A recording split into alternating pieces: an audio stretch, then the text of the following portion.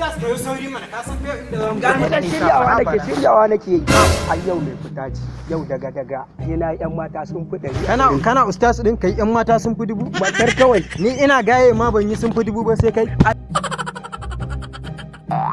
wai salfin ba ma zan ara maka karɓo lamba ba yau ba zan ara maka karɓo lamba ba aboki na waya kace ganin garin nan dan tsaya mana wayo Allah na wannan ta wuce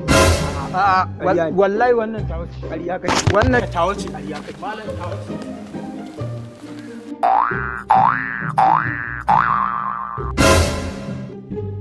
yawwa ai ina gaya ma ustaz don macen da ka gani a garin nan da liƙaf to kyakkyawa ce Allah kuma don haka wannan rabo na ci ba ruwanka a ciki ƙarya kake wallahi ba ruwanka a ciki in ka isa in zama yadda nake a yanzu tun da ke ba za ki buɗe fuskar taki ba bari ne in buɗe miki da hannuna mai albarka hege baki wannan ba mutum bace a wannan ai wata da gemu mai ayo